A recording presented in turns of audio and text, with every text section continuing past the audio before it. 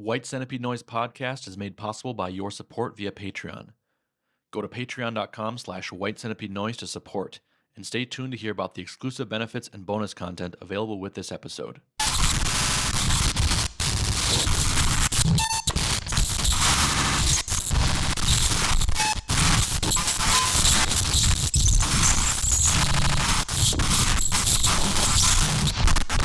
You are now listening to White Centipede Noise Podcast. My name is Oscar Brummel, and today my guest is Samantha Hernandez of Parasite Nurse, a cut-up harsh noise project based in New York City.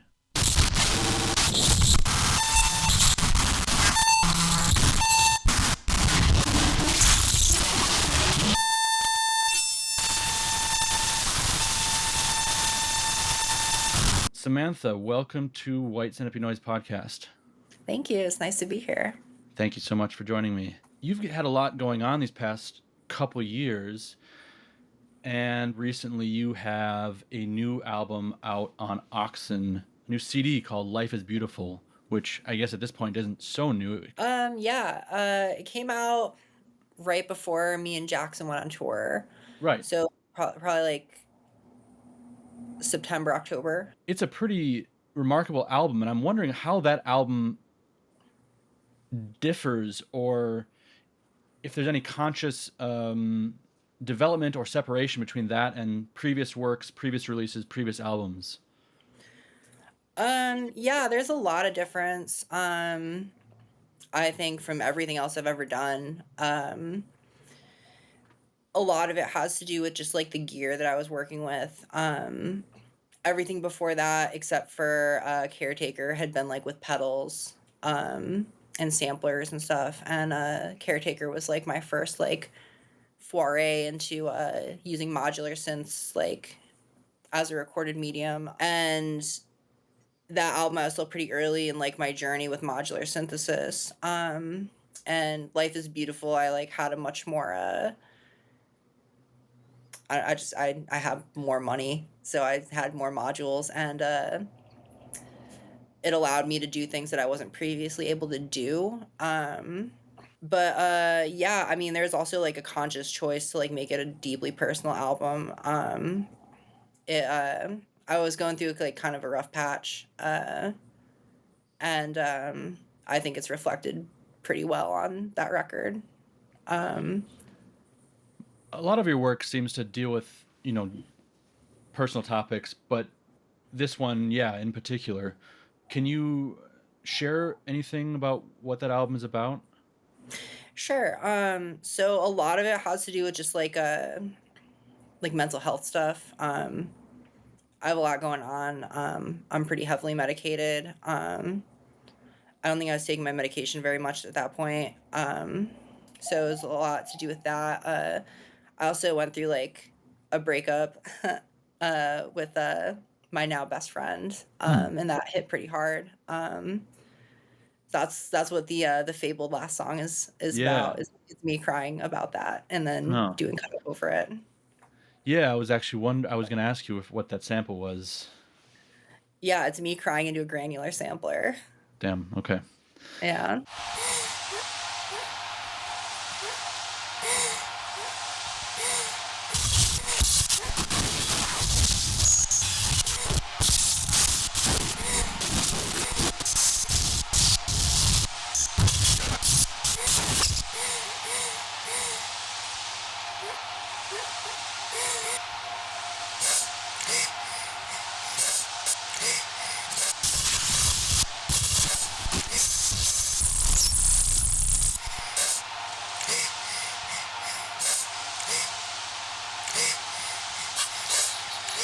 Tell me about your modular setup and your approach to cut up. I mean, your work has always been quite cut up. Am I correct? Yeah. And to me, it sounds like there's kind of an interesting difference that like you're using these modular synths and things like that, and a lot of this cutting up comes from like staccatoed silence or like mini texture put into the synths from like, I don't know, pausing or just jittering or cutting. Can you talk about your philosophy with cut up, how you work? Yeah, Is there a lot of post production in your cut up? no. The only post-production I do is like EQing and mastering. Okay. I don't do any I have in the past, but as of late I haven't done almost any post-production cuts. I guess like my approach is that I just take field recordings of sounds that I think are interesting or would make for a good cut. I'll compile them for like a while and put them into a DAW, and I'll create like what's called like a reel. Mm-hmm. For the Morph Gene users know what I'm talking about. And so it's like a 2 minute and however long sample that's stereo, and each channel has different samples going on. This is not something I was previously able to do before going modular. This is a exclusively modular kind of thing for me. So the morphogene's controlled by make noise pressure points, and I also have a Erica Synths joystick that controls like panning and also. Can you explain what the pressure point is? Oh yeah, sure. Pressure points is a touch control.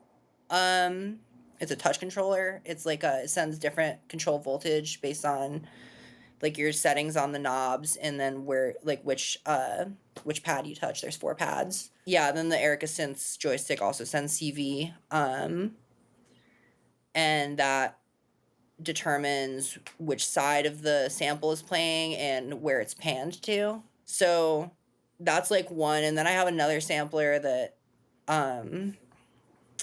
is another granular sampler. All of my samplers are granular. Mm-hmm.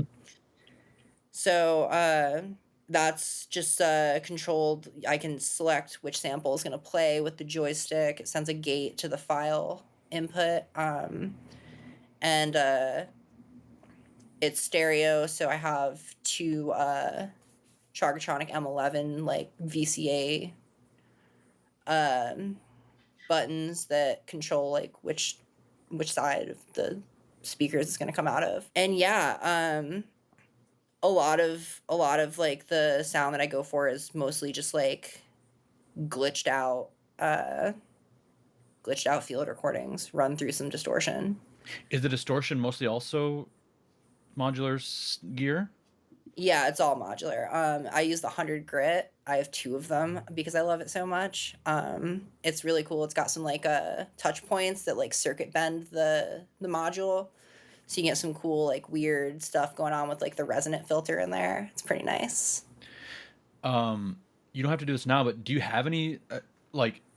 I guess your stuff's probably all on a rack, right? You can't just hold it up so easily, right? It's kind of heavy. Yeah. Real. Okay. But maybe like I can switch to my phone at some point, and I can like do a little. We can see if we can do that later. Well, that's interesting. I was going to ask you about some of the sounds that I'm hearing in your work, and I was curious. I thought maybe perhaps you were using some sort of synth that was really simulating kind of like a dragging metal sound, or some of these field recordings. But you are really, when I'm hearing that in the work, I'm probably hearing an actual field recording or a recorded sound. Is that correct? Or sample? Correct. I mean, how did you develop this method? So in like 2021, I got my first ever sampler. Well, not my first sampler, but my first like real deal sampler, and not just like the Korg Volca sample, which is what I started out with. And I just like didn't know what to throw on the sampler, so I just started taking field recordings and like running them through distortion and seeing how it sounded. And eventually it like just transferred over when I went modular, and now I'm out here making stereo reels and Yeah. That's pretty interesting. I mean, quite remarkable that this type of cut up that you're doing is really all live. In my mind, like I always think of cut up being something that you sit down and kind of build in post production, but so you're able to rip what you play on the record like live. yeah. Is it just as like what I hear on a record, is that a take that's maybe taken a long time to perfect, or are there like 10 outtakes, or or attempts? Is it as easy to play what you want to deliver live as it is to record it? So I'm like a super perfectionist. So I do a lot of outtakes. I maybe will record the same track 5, 10 times and go through them and like see which one I feel the best about. But I can usually tell, like when I nailed it, I'm like, oh yeah, that felt good. As far as like a live set goes, I practice meticulously, like for hours and hours and hours, just like locked away in my room, like, you know, going at it. So by the time the show comes around, I'm like pretty well versed in exactly what I'm gonna do for the most part. There is like a little bit of level of improvisation, but like it's minimal. In composing the tracks, are you diagramming things? Are you improvising? Are you just kind of going into it, letting the gear lead you, or are you kind of like starting out with what you want it to sound like and how you want it to go, and then going to the gear after that? You know what I mean? Yeah. So I write to a timer, and I'll have like an idea of like the flow of a track. Like I won't necessarily know exactly what it sounds like in my head. Like I'm not, that type of person. But I'll generally go in and be like, okay, I want to start out like rip and cut up. And I want to do that for, I don't know, like a whole minute. So I'll kind of just like mess around with my gear for like about a minute, like a minute intervals, and then figure out what feels good and then take it from there. And be like, okay, now like the next passage will be like more like a stereo wall or something.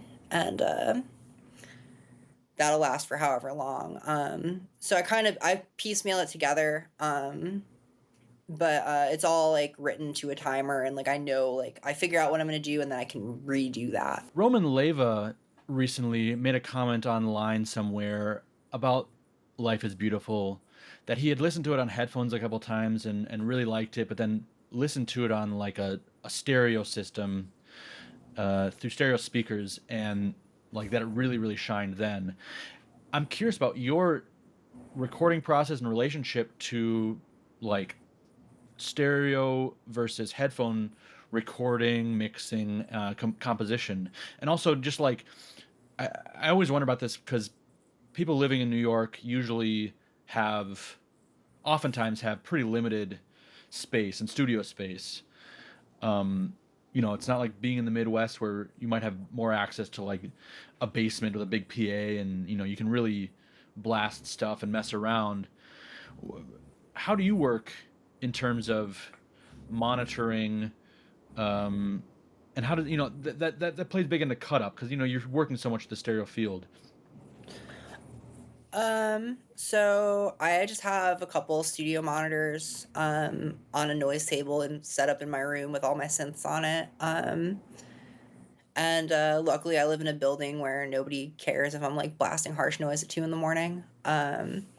I try not to get too loud with it, I try to be respectful, but it's mostly just 2 Mackie Bluetooth speakers Okay. that I have set up in my room, and I do everything on them. I don't really use headphones. I don't like the way headphones work as far as like mixing and mastering and stuff. I much prefer to have like a studio monitor situation. I get transfers over to other stereo systems better than like it would with like my like cheap studio monitor headphones. Right. Yeah. No, I experienced that same thing when I listened to your albums because I really am a fan of speakers, and I feel headphones can be irritating. I think the stereo field is too exaggerated. Sometimes cut up noise on headphones can be kind of irritating because it's too exaggerated. You know what I mean? Like it's too Yeah. close, and you hear the separation too much. Whereas like coming out of speakers, you hear the cuts and you hear the stereo movement, but it's not like you're being limited and like drilled into just like the ears. Yeah, it can be like a little funny with your equilibrium, I feel like, with Yeah. headphones. Yeah. I've noticed you said you are putting on shows these days. Yeah. So you live somewhere where you're able to do that. Yeah, I live in a building in Bushwick, and I just got super lucky and have a basement and a backyard. So we've been doing basement shows. It's Is actually it once like a night. wow, once a night? Yeah. Okay, so it's like a compound kind of thing. No, it's just an apartment building, but I have cool neighbors, and you can't really hear anything outside, so it's kind of cool like that. Everything's pretty well contained in the basement. Some of the basement's soundproofed. It used to be like a recording studio. I forget, some rappers like recorded here one time. I forget which ones, but That's cool. it's very funny. What is the New York scene like these days? Like right now? I mean, because it's always changed so much, and of course, Dead Gods was such a big pillar for some years. But I mean, they closed. I don't know exactly what they're doing right now, what the status is or the plans. But what's the scene like right now? Honestly, it's kind of cracking. There's a pretty like steady flow of shows going on. The people who are active are good. I'm not super like well versed in like the younger crowd, or like the more like weirdo experimental stuff. I'm pretty strictly like a harsher. But yeah, the shows the Dead Gods are like doing still are like incredible. And they're really holding it down for New York. And the show that we had here a few weeks ago was incredible. Like a solid turnout, solid basement show turnout. It wasn't overwhelming, which was nice. But still like a solid, like it was packed. It was cool. Yeah. I know Issue just had their season close actually the same night that we had the show here. But they've been super active with like more experimental stuff. Jackson's the technical director of that, so I'm always hearing about what's going on at Issue. There's a lot going on for a lot of people. There's like the Gen Z noisers who do like nightcore remixes with like wall noise over it or whatever. I don't know, like that's happening here. What do you know about that world? Because I'm very curious about what's going on there. Because when I was back in Minneapolis too, there was some kid who opened for my friend. Oh, the band Burning. He opened for them. I think his name was RX Cowboy, and it was Mm-hmm. kind of like noise rap. It was all right, but he was like a Gen Z kid, and he brought a bunch of his friends out. And a friend of mine was like, has been mixing his album, and I guess my friend was like, "Oh, this shit sounds like like Birdseed from White House," and he was like, "Who's that?" Like these kids like that are doing stuff, but have like no real connection or frame of reference to kind of the older stuff. And I think it's very interesting. What do you know about that? um, Not a lot. I know that a lot of it comes from just like being like in the party scene. Um, like Chaos Computer, for instance, had a lot of crossover between like raver kids and like a lot of young kids would go there. And also would have like rip and noise shows. So like the young Gen Z kids who maybe just wanted someplace to do ketamine that night would end up at the noise show, and then like my hypothesis would be that they would just be like, oh, that's kind of cool. What if I put like some breakcore over that and like a weird ambient track and called it like harsh noise? Yeah, And I don't know, it's kind of cool. Like, I mean, it's not for me personally, but yeah, like, it's cool. I mean, the kids are all right, yeah, yeah. They gotta be. The second batch of releases from Necessary Fixation is now available, including Systems, Disaggregate C20, a highly focused recording centered on exploring the interactions between mixer feedback and source processing. Willowbrook and Systems Split C30, two takes on monolithic in-the-red harsh noise synthesis, orthodox harsh noise wall paired with quadrupled signal overload harsh noise, and Rien, the new source recording C30, new ideas in extremely sparse minimal crackle studies for true static fanatics. Please direct all ordering and wholesale inquiries to shrouded.in.antiquity@proton.me. Necessary Fixation is proud to remain home dubbed, DIY printed, and independently distributed. Are you more attracted to fast or slow music? Fast, absolutely fast. Always have been. Slow music I don't have a lot of patience for. What is it about fast music? I mean, like, are you in like grindcore and stuff like that? Yeah, I have a deep grindcore and punk background. Yeah.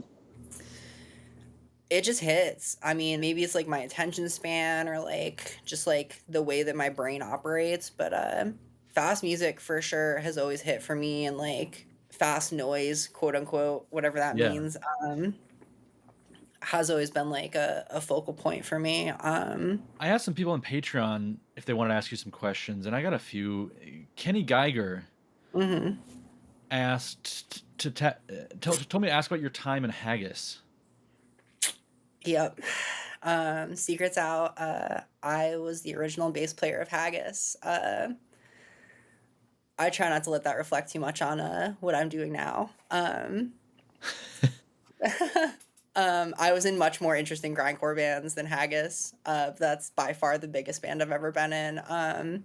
Yeah, I don't know. It was like 2014, and I was living with this guy James, and he was like, "Hey, you play bass, right?" And I was like, "Yeah, sure." And he's like, "You like grindcore, right?" And I was like, "Yeah, sure." And he's like, "Me and this guy have this band, and we need a bass player. Would you be down?" And I was like, "Yeah, sure." So I went to OMC. This was back in Oakland. I went to OMC, and we jammed, and then I was in the band for like a year and a half, and then I quit and just like wasn't vibing anymore. I'm on everything up to the Glob split. After that, it's somebody else. Cool. What about Yeah. other band pre-noise music stuff you did? So I was in this band for a long time called Your Enemy with some dear friends of mine. Actually, a couple Providence, Rhode Island people, and previously my friend Elio, who's been my longtime tattoo artist. He was the not the original vocalist, but the vocalist when I joined originally. And yeah, that was the thing for years. I was doing that.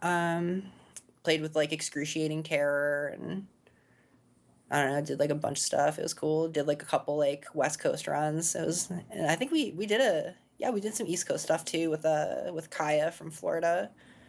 And then I was in most recently, well, not most recently, but most recently as far as grindcore goes, this band called Snitch Grinder with my friend Calder. It's just a 2-piece. And it was just like West Coast grindcore meets Suffering Mind, as well as I could pull that off. I'm not claiming to be the greatest guitar player, but you know, I can play fast. Cool. Nice. Tell me about your recent tour in Europe. Oh, it was incredible. I hadn't been to Europe in like 14 years or something like that prior, and it was just overwhelmingly positive. Like even the low points were like funny, you know. Yeah. I flew into the UK by myself, and this guy James Shearman booked a show for me and put me up for like a whole week. Like I had a plan to stay with this girl that I knew, but it turned out she was gonna be out of town. He was like, "Oh, it's okay. You can stay with me at like my parents' place." And I was like, "Oh, that's wildly hospitable of you." We're like, "Wow." um, and yeah, I spent a week in London. I met some just incredible people. Ended up playing a show on the South Shore in this like weird little recording studio. That was pretty cool with Knife Liquor. Yeah, then I made my way after like a week of being there to Spain, met up with Jackson. We played in Bilbao, and that just set the tone for the rest of the tour. Like everyone was so welcoming and so like chill, and showed us around, had a great time. Made some like, you know, lifelong connections. You mentioned you were playing in Spain. Like Spain is not a place with a lot of like typical noise scene, I don't think. Were you guys kind of connecting with like some more of the punk, grindcore, general DIY people out there? No. Actually, nobody from the Czech Republic Oh put me on. yeah, yeah. He put me on to this guy Enrique from Madrid, I believe, who does a project called Tube Tentacles, Oh and yeah. I had Okay. originally hit him up, asking about Madrid, and he was like, actually, we should go to Bilbao. It's going to crack like way more. Cool. So he put me in touch with Johanna, who runs Donations Project in Bilbao, which is this incredible space. And together we all kind of just like made it happen. It was really cool. A great turnout. Everyone who played ripped. I couldn't have asked for like a better like first like official night of tour, to be honest. That's awesome. Yeah. I can't remember all of the other shows you played, but I mean, it seems like you did play some places that aren't as often played and are harder to book, and that's really cool to know that, you know, it's just like, okay, you played Berlin, you played like Netherlands with Jim, right? But like, I don't know, Bilbao, I don't think of, when people hit me up like, oh, where can I play in Europe, or like what contacts, and it's like Italy is really hard, Spain is hard, France is hard, you know, it's kind of like those are sort of countries that are kind of hard to penetrate. Yeah, we had a hell of a time getting a show in France. We ended up just like skipping it all together and just like having like a 22-hour travel day from Bilbao to Belgium. Yeah. Which was taxing, to say the least. Yeah. But yeah, I would highly recommend Bilbao to any noise people looking to play a show. Get in touch with Donations Project. She's really great. How does Europe differ from the USA generally when it comes to touring? Despite like the whole like wild level of hospitality that you experience in Europe, travel's a lot easier, I think, than in the US. The US is so car centric, and that makes it really difficult because I'm about to be 34 and still don't have a learner's permit. So, you know, that is always a factor that I have to put into play when trying to do a US tour. Whereas in Europe, I was just like, yo, you want to just take the train? And Jackson was like, yeah, I'm down. Like, why would we get a car when we can just take the train everywhere? And we didn't really realize that there was maybe going to be a couple buses thrown in the mix, but, you know, it was fine. That's still rough. I mean, that is nice, but it's not easy to do. There's got to be rough moments, right? Yeah, we had a funny enough in Paris, we had a mishap. Our bus was hella late, and then when it showed up, it had the wrong information on it. So it just left without us. And like we were really hitting up Flixbus, like, yo, like what's good? Like this bus never showed up. And they're like, actually it did. You're all idiots. And we were like, well, okay. So I had to get on train line and like do some real quick thinking, and wound up getting us another bus. But it was definitely like the lowest point of tour for sure. It was just like a nightmare. We were just like in this pissy smelling like outdoor bus terminal. Like, I don't know if you've been to the Paris bus station before, but it's not ideal. There was a fight that happened. It was insane. It was a truly unhinged time. Was that the 22-hour travel from that Spain was to Belgium? Yeah. Okay. Yeah, that was a time. What about playing with nobody? And what about Czech Republic? How was that? Prague is my favorite city in the world. I've been saying that for years. It was the best time. Seeing nobody play was maybe the highlight of the tour for me. Just masterful cut up, using so little too. I mean, it's just like truly humbling to like see somebody rip a set with, you know, a minimal setup and have it sound so massive and so varied. Everyone who played that night was really incredible. Talk is Trouble did a really cool set. He usually does like, I don't know if you're familiar, but he does like ambient modular stuff, but he like broke out some harsh shit for it, so it was kind of cool. The venue was perfect. It's like I think it's like a mostly punk venue, but they had like a little kitchen bar area in the back, and like served food. It was really great. The sound guy was good. We got off to a bad start. just because he gave me a couple shoddy cables, and I Okay. thought my gear was broken. Oh, And then the DI box was set on mono, and I was just like having a meltdown. And luckily Jackson saved the day and like troubleshooted everything for me. he's a real tech, like, sound guy wizard, isn't he?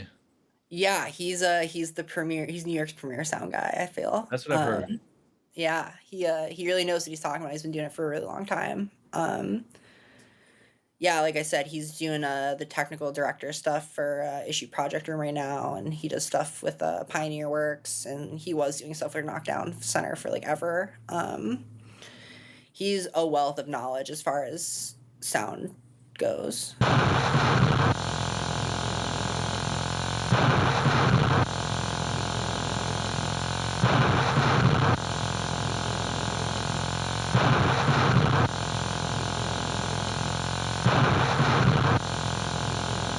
Satatuata is an EU-based label and distribution for harsh noise, industrial, and experimental sounds.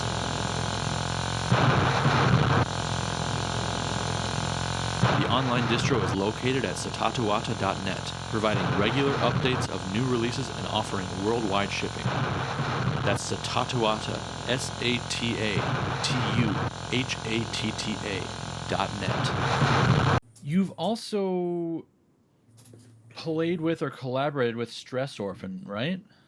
Yeah, me and Eric were fast friends maybe like in 2019. I think 2019, like right when I dropped my very first 3-inch CD. Mm-hmm. He reached out to me because he got it at Dead Gods. I had dropped some off there, and he found me on Instagram and was like, yo, like, what is your deal? Who are you? And I was like, I don't know.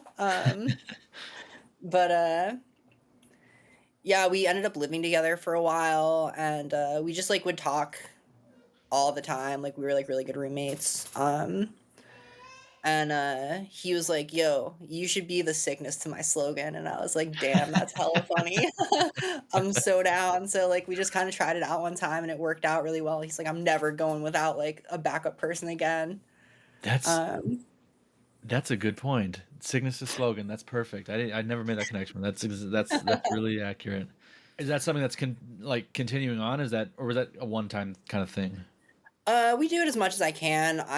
I'm pretty like overwhelmingly busy. So if I can make a show, I will. But if not, then he has a roster of people that he can ask. But we're the original team. The original Stress Orphan team. Do you get up in the mix like he does, like, or do you stay pretty calm behind the gear? I stay pretty calm behind the gear and try to look like I'm doing something. Sometimes I'll get into it if I'm like feeling myself or something, but I'm usually pretty stoic. That's kind of my whole vibe when I'm performing. Right. I don't really I'm not super performative with it, but yeah. Well, you can't really be when you're doing cut up, right? I mean, you really have to be focused, right? Yeah, I would say some people so. can flip out and do this kind of stuff, but if you're doing really minor, I mean, are you doing a lot of minor adjustments and things like that? Is it pretty precise? I haven't really worked with modular stuff like that, but it's a lot of knobs, right? I mean, I get the sense that there's a lot of variables at play, right? I do a little bit of knob twiddling, yeah, but a lot of it is mostly just like the pressure points, the M11s, and the joystick that are really going on. There's like on one sampler, like I like have to like shift through a couple banks with a button at some points during a set, but for the most part, it's just touchpad, buttons, joystick. So I could, in theory, like act a little crazier than I do, but I choose not to. So when I see all that stuff with all the wires and all the knobs, it is kind of like set it and forget it in some way. Like most of that stuff, you kind of dial it in and leave it be, right? Yeah, that's not a lot of people's approach, but that is absolutely 100% my approach. I get so much anxiety thinking about like unpatching and repatching. I'm like, oh my God. Fage Tapes is a US-based label ran by Sam Stockson, releasing an eclectic range of extreme music, rooted in noise and power electronics, but it's also dedicated to EBM, industrial, even punk. Fage is truly a label where you are guaranteed to find at least a few excellent releases no matter what your taste. He's committed to releasing what he himself loves. He releases work by legendary veteran artists as well as lesser-known newcomers. He's recently released vinyl and CDs from Am Not, IRM, Dead Body Love, Choke Chain, Terror Cell Unit, Caligula 031, Andrew Nolan, Slit Throats, Scathing, Wilt, Latera 22, The Rita, and much, much more. The quality of the releases meet at the intersection of professionalism and DIY, often featuring high-quality, hand screen-printed artwork. Check out his extensive catalog at fagetapes.bandcamp.com. You can also check out Sam's recent episode of Noise Cribs on WCN TV. Sam welcomed me into his home and showed me how he runs his label. Lots to learn in this episode. You can watch that at patreon.com/White Centipede Noise. Another person on Patreon asked, what is your favorite Eurorack module? That was Nikolai Vargas. That's a great question. It's hard to choose because they all do such different things, but I think the mainstay of my setup has always been the Morph Gene. For those of you who aren't familiar with the Morph Gene, it's a granular sampler and like kind of works like a tape station. And like just like the terminology they use like splices and like reels and all that. It's kind of kitschy and I kind of hate the make noise aesthetic, to be honest. I think it's overly complicated. That's my one gripe with it. Other than that, though, like it does exactly what I want it to do every time. It glitches perfectly. The playback options are incredible. The sound quality is untouchable as far as I'm concerned. I don't have a sampler that sounds better than that one. And it holds a lot. Like it's really, once you like learn like the stupid make noise terminology, like it's pretty intuitive and like just memorize a couple buttons and there you go. You're in. Like you have this incredible, versatile sampler that can do everything from like beautiful soundscapes to what I do with it, you know, and everything in between. It's Right. truly like the jackknife of samplers. And do you feel like there's kind of like a scene or a genre that has evolved oriented around modular harsh noise? I wouldn't call it a genre because I feel like a lot of modular harsh noise sounds wildly different from each other, you know? Yeah. But there is like a low key community, like, you know, like I always see like some fool, like, you know, like, oh, what do you got in your case? You know, kind of Yeah. like looking around, like maybe want to punish you a little bit about it, like, which is totally fine. I'm here for it, you know? Yeah. But yeah, I mean, there's a little community, I would say, but I don't think there's like a genre. I don't think that like modular noise sounds like any one way. Sure. What does a modular rig cost? If I don't mean to like have you put your business out there, but I mean like what is like a solid like setup case rack cost? They have shared systems that go for like 25 to $3,000. 2,500 to $3,000. Mine, I don't know. I don't know how much. I lost track of how much I spent on it, but Yeah. I would say like maybe like what I'm working with is probably around like $4,000. That's like including the case, which is like by far the biggest expense. But I mean, you know, I also have like a skiff that I maybe put like a rack into, and What's a skiff? a skiff is like a little baby case. Usually doesn't have a back to it. I actually had like a custom wooden case made for it from my friend whose laptop I'm borrowing. Her old roommate was like a woodworker, so he like hooked me up with that. But yeah, skiff. Usually like one row, 84 HP, sometimes 104. But it's just like It's mostly an effects unit. I have like a couple utility modules in there, but I use it for an ambient project that I do primarily. What's that called? Thea. Cool. You do Yeah. employ some ambient elements into Parasite Nurse. Tell me about the importance of silence in your work. I mean, the beginning of Life is Beautiful is like several seconds of, quite a few seconds of silence. It's a pretty bold statement. I was like, every time I put it on, I'm like, is this thing working? Like, and I'm like, oh yeah, it's like that. Yeah, the silence. I feel that the silence really builds a lot of tension, and also like allows you to like sit with like the discomfort of like just silence is so discomforting to so many people, and I think that like it's cool to have the surrounding sounds just like that are naturally happening in a space become part of the piece. I've had that backfire on me a couple times. I played at this place called Bohemian Grove, RIP. And there was a bathroom in the basement, and like right when I hit some sound, somebody flushed the toilet, and I was like, "Fuck!" It, like ruined the moment for me. Like, I started like busting up laughing, like you know. But yeah, I think the silence is mostly like a tension builder and just a way. It's like kind of punishment. Like yeah, like you're gonna like sit with this for a minute and like really think about what you're doing. Do you experience or enjoy silence often in your daily life, or are you someone who's listening to music like all the time?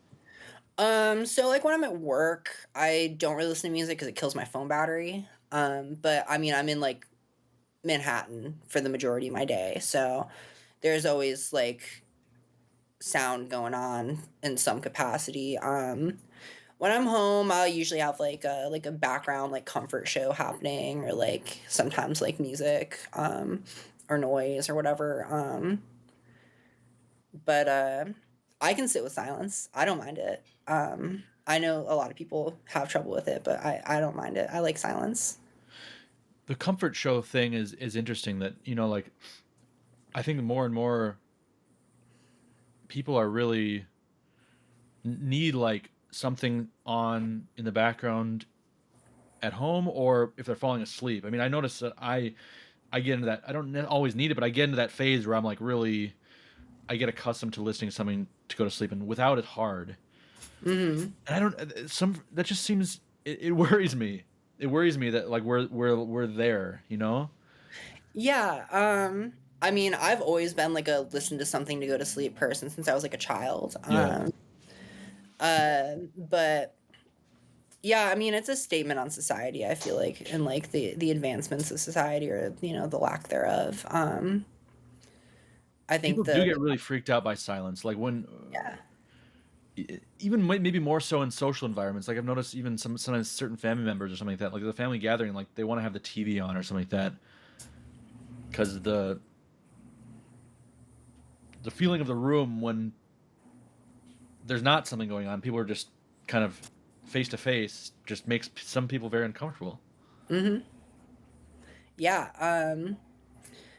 It's an interesting phenomenon that we're experiencing right now. The inability to handle silence. I think it's very fun, and I think John Cage could write a phenomenal essay on that.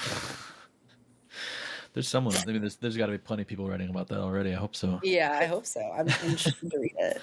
Jonathan Bergen on Patreon asked me to ask you, what's the overall concept or ideas you're processing with Parasite Nurse?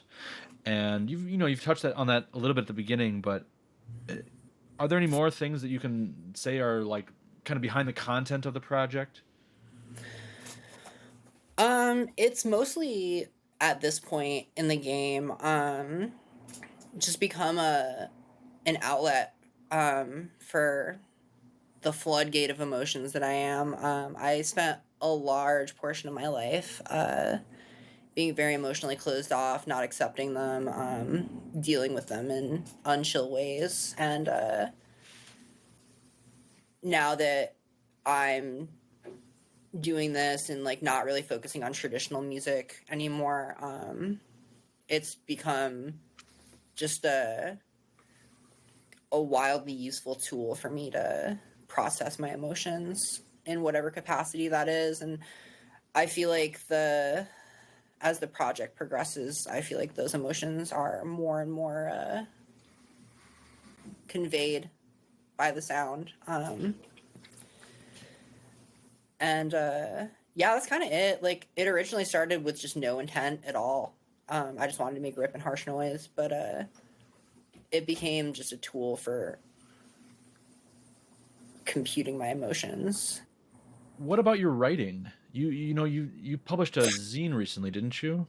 Yeah, a while ago. I sat down and wrote out like a little zine, pretty deeply personal. Kind of just dealt with feelings of disgust and discomfort with my relationships to people in general. My ex will swear it's about her, but it is not. Cheyenne, this is not all about you. I know she's watching. Yeah, it was my first real attempt at writing something that was like maybe semi-fictional, but still stemmed in reality. A lot of it's just like exaggeration, and like silly worded ways to say things, in my opinion. I mean, when I read it, I'm like, wow, I can't believe I just said that. But I read it out loud for my friend Emily recently, and she seemed really moved by it. So it's kind of cool to see that like my writing can have an effect on somebody that isn't just like, okay, wow, that was warped. Yeah. Is it something you consider closely tied to your noise and sound work? No. It's kind of its own thing. It's just another outlet. I don't regularly write by any means. I would maybe like to. It's just hard to find the motivation to just sit down and like really like delve into my thoughts and like, kind of word vomit onto the screen. What's your 2024 looking like? So I have some personal stuff going on that's gonna kind of put shows at my house on the back burner for a little while. But in February, I have a show at Rhizome in DC with Emily, who does Weapons Envelope, and Important Hair from Canada, and another local who I believe I played with in Richmond once. Mm-hmm. And then me and Emily are going to be taken off back to Oakland for her birthday, and we're going to play a show at the Stork Club set up by my friend Lou. Still waiting to hear the rest of the details for that show, but it should be a fun time. I haven't played the Bay in a long time, so it'll be cool to make a return. And Are you from there? Yeah. How long have you been on the East Coast? Like 7 years, so I'm like pretty well assimilated by this point. Yeah. Yeah. Any releases coming up, or are you recording much? So I should have been recording this whole time. For a couple comps, one that James Light is putting out on Packing Plant, which I think will be available for the Hospital Fest is happening, and a comp that AAD is putting out with some very choice artists. Cool. I'm excited for that. And then, Chris from Cipher Productions just hit me up, actually, and we're in the talks about doing a tape sometime this year. No idea what I'm going to do for that one yet. With some crazy packaging. Sure. I surely hope so. It's gotta be, because Cipher always comes with the crazy packaging. Yeah. And I have a power electronics project. Really? That I worked on for a while. And it's coming out on Breaching Static sometime. Boar's label, right? Yeah, correct. Cool. Yeah, it was cool. He hit me up about it and was like, I'd love to put this out. Gonna do some cool packaging, have some cool imagery. Think it's gonna be a pro CDR. Nice. Yeah, so I'm excited for that to come out. It's my first like real delve into that world. See how it's received. Are you doing vocals? I am doing vocals. Yeah.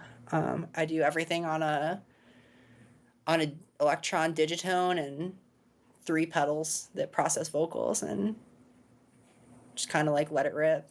Nice. Yeah. What was your collaboration with James? What did you guys collaborate on? You appeared on a release that he was. I can't remember exactly what it was. It was the Driller tape that came out on Hospital. Right. Yeah. This was a while ago. We dated briefly. And he wanted to collaborate with something with me, and just randomly asked me one day, he's like, hey, can you just like send me some cut up? And I was like, yeah, dude, for sure, like I got you. So I just like recorded like a few minutes of cut up and then sent it over to him, and he arranged it, and like he took care of all like the production and stuff like that. I sent him like a raw track, and it worked out really well. I'm really happy with the way that track sounds. And we've talked about maybe performing together at some point, like doing like a version of that track live, which I think would be really fun. So what are your top 5 noise releases of all time? Okay, so I came prepared. Good. they always change a little bit depending on who I'm talking to and what I've been listening to lately, but there's a couple mainstays. So number 1, and I mean, this is in no particular order, but number 1 I have written down is Sickness, I've Become the Disease That Made Me. Sickness was like one of the first like noise artists that I heard a long time ago, and it really just had like a deep impact on me and like my taste in noise. And I really appreciate the use of the stereo field, and then sometimes just like hard cut into mono. I think that's like very powerful and like a really interesting choice that he made with that. Have you ever been in contact with Sickness about Yeah. noise? We've talked a little bit about like a module that I was having trouble with, and we like to have chatted a little bit. We're not like, like super tight friends or anything, but we can chat. Yeah. So number 2 is Koto Endo, While You Were Out. Just a mainstay of Japanoise. Just like it's a perfect record. Everything that he does on that, I love. It's more refined Killer Bug as far as I'm concerned. So like and like getting to see him play at End Times last year was just absolutely mind-blowing. Like it was like a bucket list thing for me for sure. Awesome. I lost my mind. I bet. Number 3 is Purge's Secret Habit. David and I met maybe like, what was it, 2 years ago now, when he came to the States. And we played at Transpicos together. And I had been listening to his music long before meeting him, but meeting him was a real treat. And his use of ambient and harsh together is like what I strive to do. Like he conveys such emotion with everything that he does. It's truly just incredible to me. His synth work is untouchable as far as I'm concerned. I love every moment of that record. It's awesome. Yeah. I really liked the one on Oxen from a year or 2 ago. Heart Sync, I think it's called, right? Yeah. That one was super really good. It's a little different. It was quite different than what I had heard from him before and what I was expecting. It's a really unique record. Yeah, truly. Just market growth in the project. Number 4 is Itch by Zome. That's another one of like my early noise records that has just stuck with me for like, I don't know, like almost 2 decades now.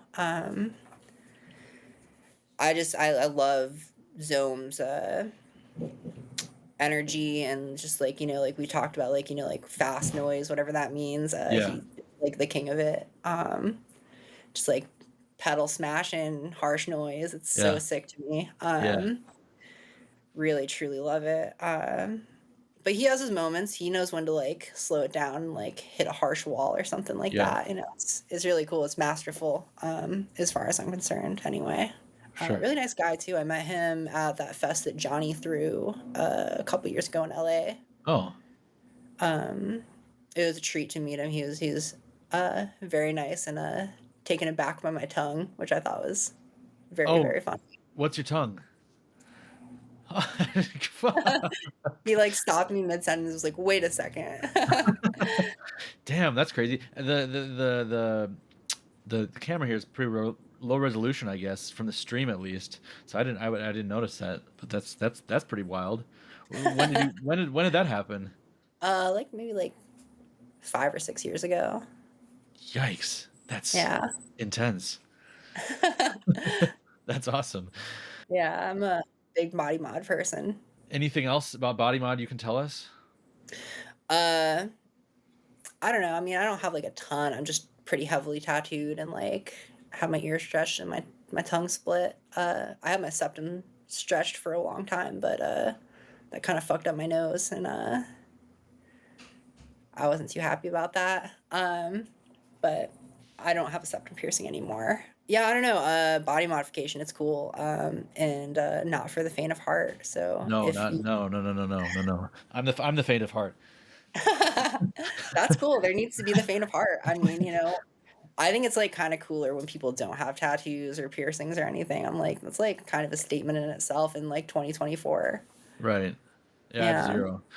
Do you have any plans for body modification things you would like to do? I'm just working on finishing my back piece right now, to be honest. Something that's been on the back burner for me for a long time has been getting my eyes blacked out, but I'm really bad about touching my eyes, so that's maybe not in the cards for me, but it's something that I wanted to do since like I was like a child, and like when I'm BMEzing and like saw the lizard man with like his crazy blacked out eyes and stuff, like I was like, damn, I want that to be me. I want to look like a demon, But How is that done? Is that done with like traditional tattooing? no, so it's injections. It's like I think it's like a 2 or 3 day process. You go in and they inject each side of your eye with ink, and yeah, I think it's like a 3 day process. I think there's like 6 total shots that happen, and it just permanently dyes your eyeballs black or whatever color you want it to go for. Wow. Yeah. That's something you might do someday? Maybe someday. It's expensive, inaccessible, and like I said, I'm not great about my eyes. I can barely put eyeliner on, Okay. I'm like, oh my God. But yeah. So what about number 5? Number 5, facial mess, pig hydraulics. Nice. Gotta shout out facial mess. Like I was biting that style for so long. Just that video of him playing in Japan with like 6 pedals, 2 shaker boxes, and an iron cross. Like that just hit me so hard one day, and like I was like, damn, like I want to do that. Yeah. And I did. Yeah. For a long time. And I think he's just the king of pedal smash and cut up. He is really. And a nice guy too. We've like Super briefly nice spoke guy. on the internet. Yeah. And I mean, Yeah, his he's a episode, very, very nice fellow. He shouted you out during his interview. I don't know if you heard it. I did hear that. Yeah. And it gave me butterflies. I was very flattered and humbled. Yeah. Yeah. He's a fan. That's for sure. Yeah. Okay, cool. That's a nice cut up. I mean, that's real true blue. Those are cut up classics for sure. That's a cool list. What about 5 releases or projects or things like that recently of the past year or so? I'm not doing year anymore. I feel like that's a little too much, but recent current things that you're really interested in or really taken aback by. So I'm gonna just shout out like 3 people right off the bat.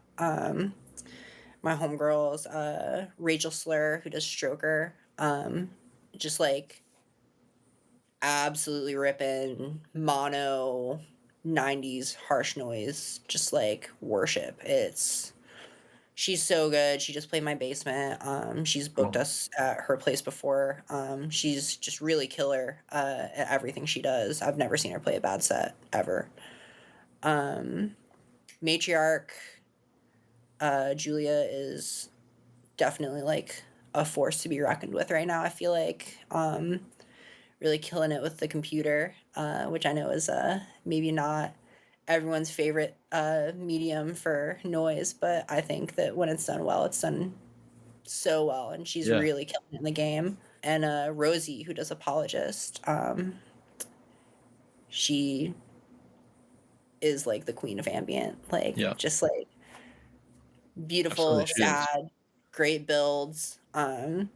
Always a pleasure to see her play. And it's cool to see like people using like reel to reel like tape stuff Yeah. in a live setting. Like that's not like super common, I feel like. So she's really setting the bar with that one. Yep. For sure.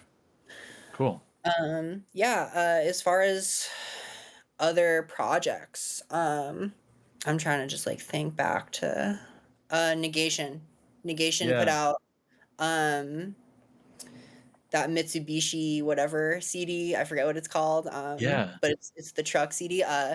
He I think is the best cut up artist of modern times. Like of like current cut up.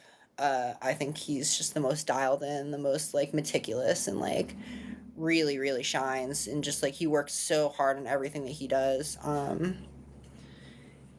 And it Also shows. modular stuff, right? I like that. I like that Mitsubishi CD a lot. I think I have that sitting up on the shelf somewhere. I just saw it. Yeah, it's a very cool CD.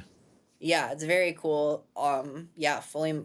I don't know if it's fully modular. I think he might be using an Octatrack on there as well. But also the best use of an Octatrack I've ever seen, for sure. Can't sing his praises enough. I mean, I guess like I'm lacking on a number 5 here.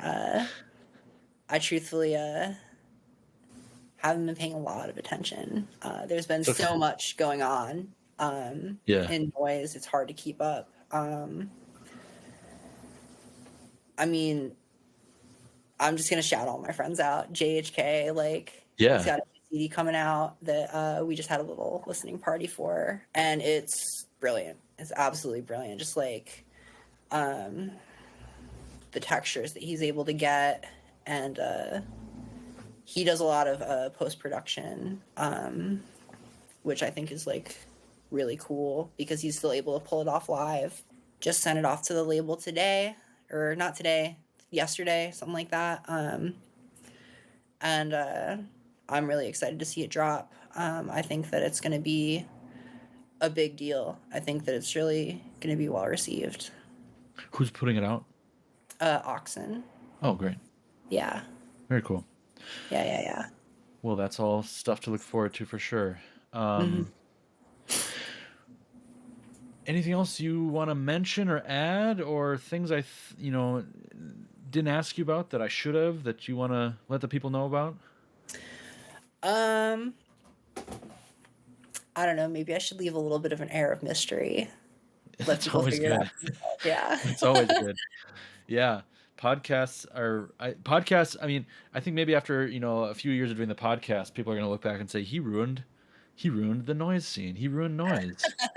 'Cause everyone just went on and like talked about what they do and who they are and why. And we thought it was cool at the time, but now all the mystery's gone. So I get frustrated when people decline my invitations, but I also respect it because I'm like, you're doing the right thing, maybe. Yeah, totally. I mean, there needs to be some level of mystery. It can't all be out there, but I'm happy to provide what I did at least. Yeah. I know we Yeah. could talk much more about gear, that's for sure. I mean, I'm probably not the best person to ask the questions because I don't know as much about them, but maybe you can, if you have a chance, maybe in a minute, you can like try, showing me some stuff of your rig, if that's possible. Yeah, totally. I can like switch to my phone and do a little like overhead shot and Yeah. Well, Samantha, I really appreciate you taking the time and sharing a little bit of the mystery with us.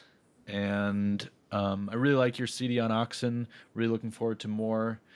And I wish you all the best and take care and keep in touch. thank you so much. It was wonderful to be here. That was Samantha Hernandez of Parasite Nurse.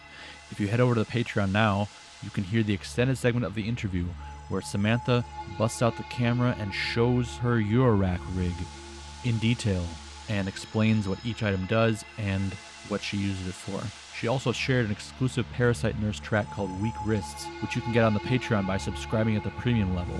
Subscribing to the White Centipede Noise Podcast Patreon is what makes the public episodes of the podcast possible. There's also regular bonus WCN TV content being published there, including premium content like Noise Cribs. Check out the recent episode of Noise Cribs with Sam Stockson of Fage Tapes. Patreon.com/White Centipede Noise for all that and much more.